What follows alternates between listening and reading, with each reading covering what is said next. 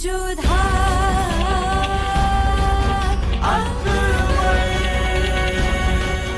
ये धारावाहिक किसी प्रकार की ऐतिहासिकता का दावा नहीं करता। तत्कालीन परिस्थितियों को दर्शाने के लिए आवश्यक और उचित नाटकीय रूपांतर किए गए हैं। ऐतिहासिक रूप से जोधाबाई के स्थान पर हरकाबाई, हीर कुंवर जैसे नाम इतिहास में प्रचलित हैं। ये धारावाहिक किसी भी सामाजिक परंपरा और पारिवारिक संबंधों का ऐतिहासिक दावा नहीं करता है। इसका उद्देश्य किसी भी समुदाय की भावनाओं को ठेस पहुंचाना नहीं है। क्या आपने नाम नहीं बताया जोधा को? क्यों? उसने रोक दिया हमें। वो तो जानना ही नहीं चाहती कि हमने किस राजा के साथ उसका रिश्ता तय किया है। बल्कि उसने ये भी कहा कि उसे हमारे निर्णय पर पूरा भरोसा है। इतना विश्वास करती है वो हम पर, और हमने उसके साथ क्या किया? विश्वासघात। उसके जीवन के साथ, उसकी आशाओं के साथ। आपने उसे बताया नहीं कि उसका हम कन्यादान नहीं, उसका बलिदान करने जा रहे हैं हम? बताया नहीं आपने? हम बताना चाहते थे मैनावती, पर उसी ने इनकार कर दिया। फिर हमें लगा जिस नियति ने हमें इस हाल में डाला है, उसी नियति ने जोधा को सच बताने का कोई और मार्ग चुन रखा होगा। हमारी नियति ने हमें सत्य बताने की हिम्मत नहीं दी। कदाचित जोधा की नियति उसे इस सत्य को सहन करने की शक्ति दे सके।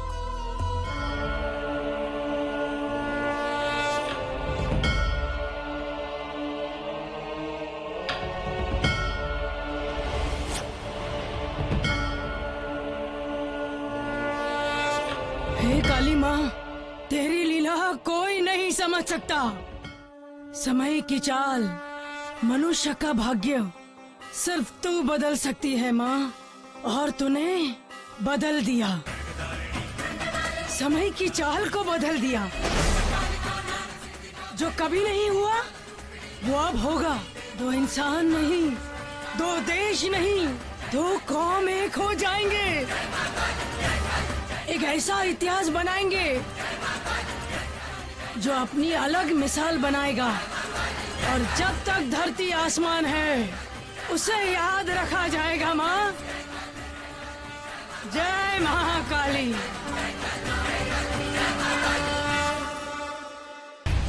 राजकुमारी जोधा और मुगल बादशाह के रिश्ते की खबर चारों ओर फैल चुकी थी, और ये खबर सुनकर सभी राजा भारमल से बेहद नाराज थे। दूसरे राजाओं के इस विरोध में वो भी शामिल होने वाला था, जो आने वाले कल में अपना नाम सबसे बड़े वीर योद्धा के तौर पर लिखने वाला था।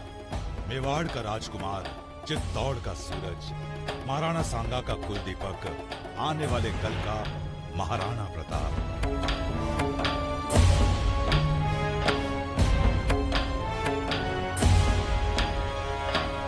कुंवर प्रताप का स्वागत है। स्थान ग्रहण करें। जिसने पूरे राजवंश को मुगलों के सामने घुटनों पर बैठा दिया, उसके दरबार में बैठना तो दूर, हम जल भी ग्रहण नहीं करेंगे। आपने राजवंश की आन, उनकी मर्यादा, उनके रक्त को भी अपमानित किया है भारमल जी। मुगलों के साथ रोटी बेटी का संबंध जोड़ेंगे आप? ये कायरता की पराकाष्ठा है। आपने आमेर ही नहीं, पूरे राजकुल को अपमानित किया है। तो क्या हम आपसे पूछ सकते हैं कि कहां था सूर्यवंश जब मुगलों ने हमें सब ओर से घेर रखा था? सिवाय सूर्यभान के कोई हमारी मदद के लिए नहीं आया था। कहां गए थे सब लोग जब हमारे बेटों को बंदी बना लिया गया था? कहां गए थे सब लोग जब शरीफुद्दीन दोनों हाथों से हमें लूट रहा था? औरों का तो पता नहीं, किंतु यदि आप हमें रण निमंत्रण भेजते तो हमेशा अपने साथ हमें खड़ा पाते, लेकिन आपने हमें कोई निमंत्रण नहीं भेजा। निमंत्रण तो इस विवाह का भी हमने नहीं भेजा था। फिर क्यों आए हैं आप? हमें आना पड़ा क्योंकि ये विषय आपका व्यक्तिगत नहीं है, ये पूरे राजवंश का विषय है, हर एक राजवंशी का विषय है, जिसके नियमों की धज्जियां उड़ाने जा रहे हैं, जिसके सम्मान को, जिसके मान को आप दहेज बनाकर मुगलों को सौंपने जा रहे हैं। ऐसी बातें आप ना करें तो ही अच्छा है। आमेर पर कब्जा करने का स्वप्न तो आपने भी देखा था ना, आक्रमण किया था ना आपने आमेर पर, जो स्वयं अपने भाई शक्ति सिंह के रक्त का प्यासा है। उसके मुंह से रक्षा की ये बातें शोभा नहीं देती। विपरीत परिस्थितियों में हमें केवल एक मुगल का साथ मिला, और हम आपको बता दें कि आमेर के सैकड़ों सर बचाने के लिए हमने मुगलों से हाथ मिलाया। हजारों सुहागन औरतों के सिंदूर को बचाने के लिए हमने अपनी बेटी के मांग में एक मुगल के नाम का सिंदूर स्वीकार किया। मिट्टी के लिए न जाने कितने लोग मिट्टी हो गए। एक समझौते से अगर ये नुकसान रुक सकता है तो फिर विरोध कैसा? यदि ये संबंध आपको इतना खटक रहा है तो फिर निकालिए तलवार, खड़े हो जाइए मुगलों के विरुद्ध। और आप ऐसा कर नहीं सकते क्योंकि आप अब तक चित्तौड़ के राजा बने नहीं हैं। ना आपके पास शक्ति है न सेना। एक शूरवीर को उसकी शक्ति का प्रदर्शन करने के लिए सेना की आवश्यकता नहीं होती, अवसर की आवश्यकता होती। और वो अवसर आपको मिला था, लेकिन आपने अपने बेटे, अपने सैनिकों की जान को अपने मान से ज्यादा महत्व दिया। भूल गए थे आप कि एक योद्धा अपनी जान से ज्यादा अपनी आन बान और शान की इज्जत करता है, उसके लिए जीता है। आप भूल गए थे हम अपने माथे पर ये जो पगड़ी बांधते हैं, अपने ललाट पर लिखे हुए भाग्य से ऊपर बांधते हैं, ताकि कभी वक्त आए हमारा सर कट के नीचे गिरे, तुम्हारी पगड़ी किसी के सामने झुके नहीं। आप भूल गए थे कि हमारे यहाँ कटे हुए सर को पूजा जाता है, लेकिन झुके हुए सर पे थूका जाता।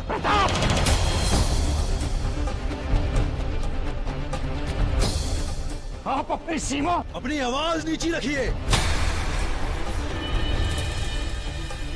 वो इंसान जिसकी आंखें शत्रुओं के सामने झुक चुकी हों, उन्हें हमेशा अपनी आवाज भी नीची रखनी चाहिए।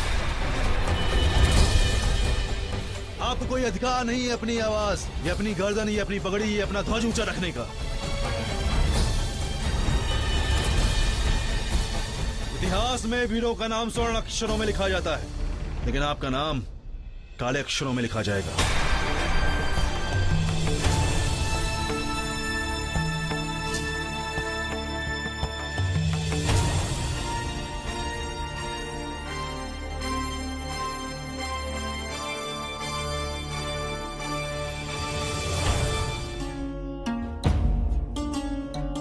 ये क्या मोती?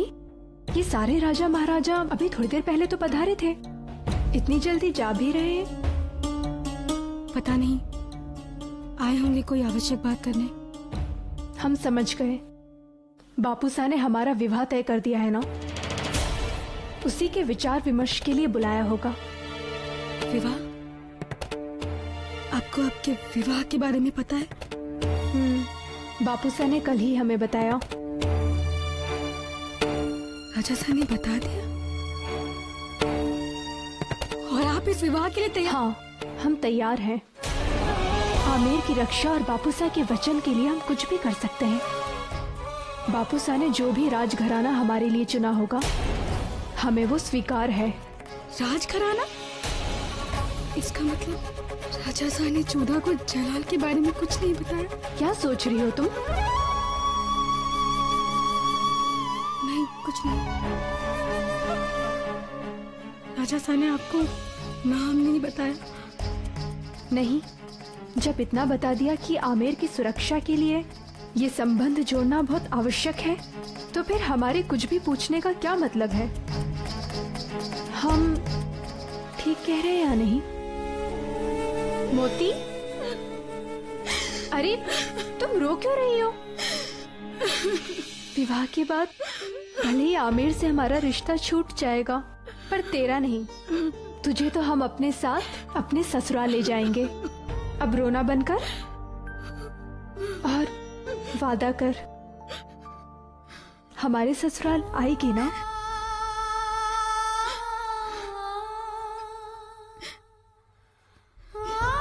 हम आपको वचन देते हैं, आपकी परछाई की तरह हमेशा आपके साथ रहेंगे। हमारे भाई साहब जल्दी से लौट आए, फिर हमारे मन को शांति मिलेगी।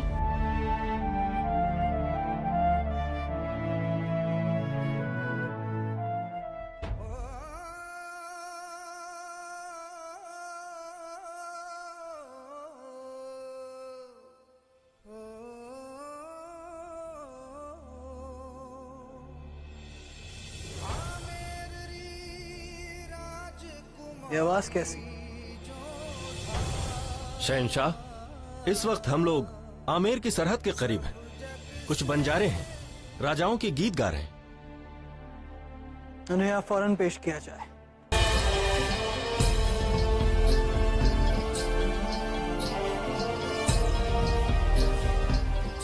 तो बाहर तुम लोग गाना गा रहे हो। हम बंजारा हैं हुकुम। हमारा तो काम ही है गांव गांव भटकना और लोगों को राजा महाराजाओं के किस्से गा गा कर सुनाना। अब इसमें हमारी कोई गलती हो गई हो तो हमें माफ कर दीजिए। अगर गलती होती है तो हम सजा देते हैं। तो क्या सुनाते हो तुम लोगों को गा गा कर? हमें भी सुनाओ। आपको हुकुम। हम तुम्हारी जुबान थोड़ी बहुत समझ लेते हैं। अब जैसी हुकुम की मर्जी।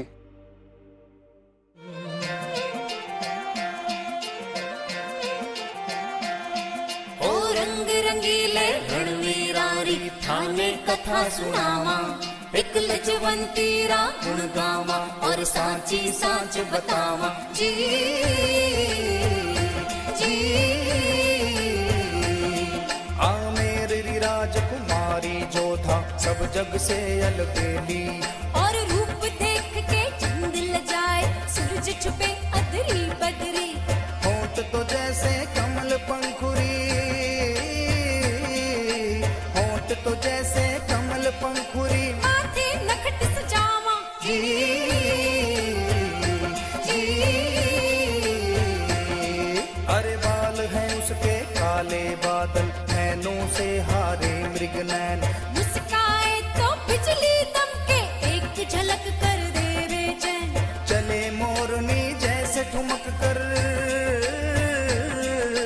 चले मोरनी जैसे ठुमक कर। बोले रस घुल जावा। जी जी जी जी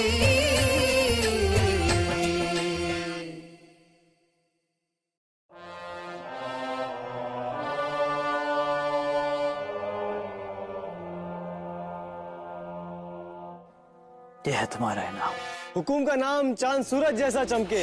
आमेर की शहजादी की तारीफ के लिए हमने आज इनाम दिया है तुम्हें, लेकिन याद रहे अगर आज के बाद तुमने आमेर की शहजादी की तारीफ की तो दोबारा गाना गाने के लायक नहीं रहोगे। जुबान काट ली जाएगी तुम्हारी।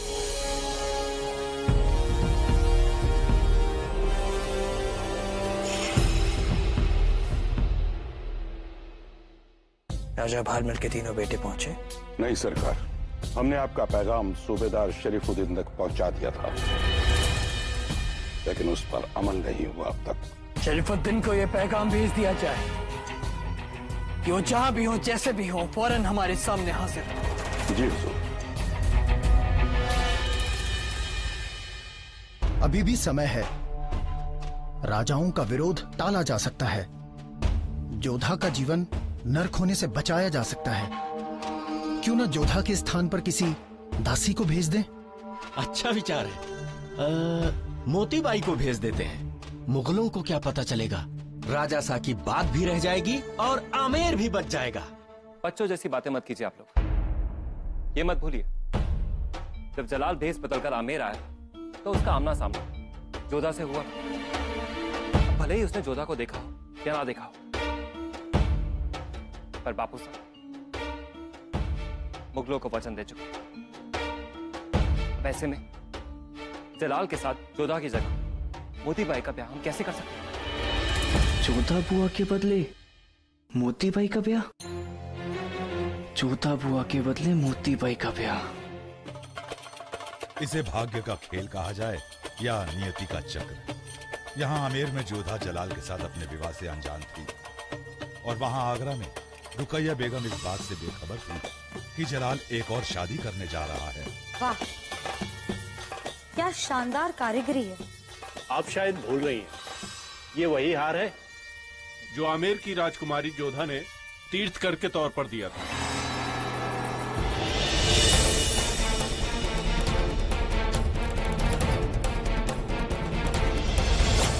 हम उसे कैसे भूल सकते हैं? बड़ा गुमान था ना उसे आमेर की राजकुमारी होने का। बेचारी अब मामूली सी बांदी बनकर रह गई होगी। सुना है शरीफुद्दीन के सामने आमिर ने घुटने टेक दिए हैं अपने।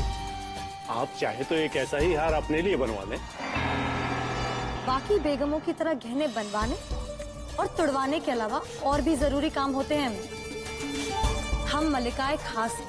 यही तो अर्ज किया है मैंने कि आप मलिकाए खास हैं। इसीलिए हर खास चीज आपके पास होनी चाहिए, हर वो नायाब चीज जो हमारी मलिकाए खास को और भी खास बना दे। मशवरा अच्छा है। शहंशाह एक एक करके रियासतें जीतते जा रहे हैं और हर एक रियासत से एक यादगार नमूना हमारे लिए होना चाहिए। एक काम करो, ऐसा ही एक हार हमारे लिए बनवाओ, पर याद रहे हूबहू ऐसा ही दिखना चाहिए।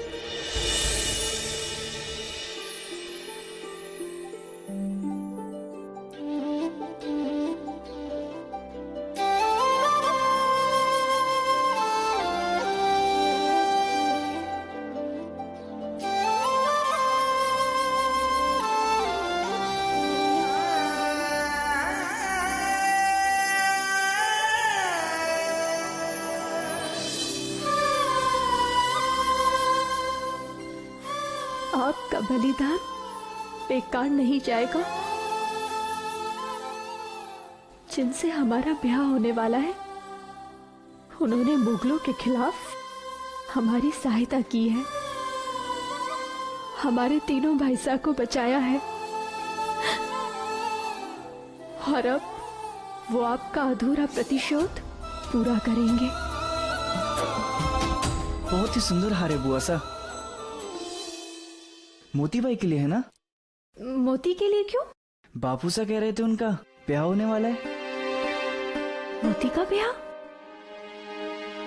अच्छा समझे, भाईसा ने कहा होगा कि वो भी हमारे साथ हमारे ससुराल जाएगी और तुम उसका ये मतलब निकाल बैठे।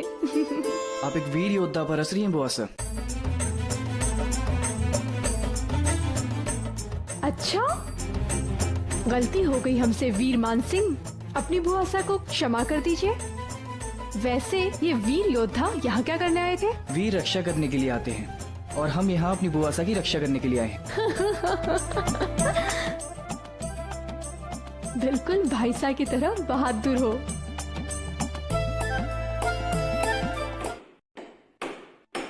एक तो युद्ध में हार और अब जलाल के साथ जोधा का विवाह। इस सब से आमेर की प्रजा इतनी बौखलाई थी कि एक वीर योद्धा अपनी जान की परवाह न करके अकबर के खेमे तक जा पहुंचा।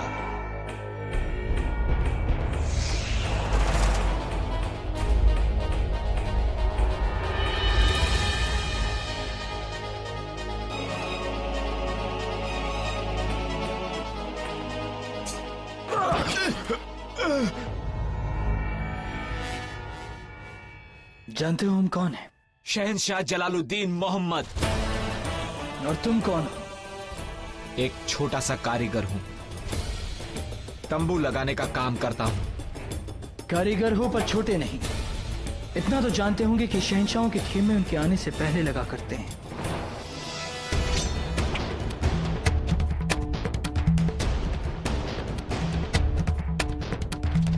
तुम्हारा खंजर वहां नहीं, यहां है।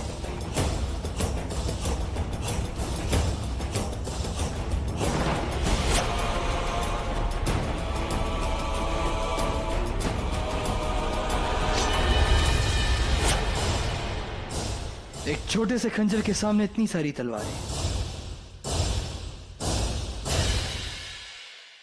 अब बताओ कौन हो तुम और यहाँ किस मकसद से आए हो? राजवंशी हूँ। हमारी राजकुमारी का ब्याह एक मुगल से हो ये हम नहीं देख सकते, इसलिए आपकी हत्या करने आया था। रुको!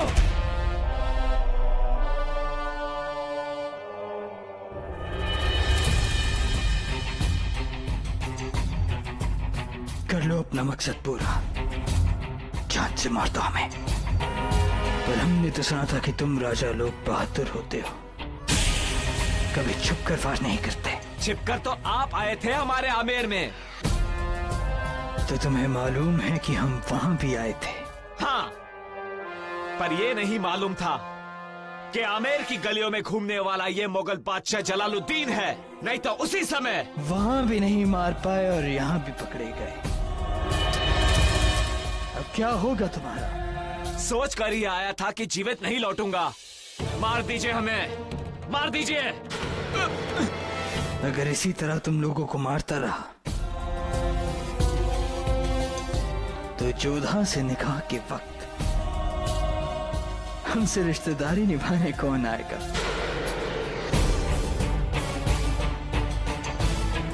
आजाद कर दो इसे। हमारे होने वाले ससुर राजा भारमल को ये पैगाम देना कि हम बहुत जल्द सांभर पहुंच रहे हैं उनकी बेटी से निकाह करने।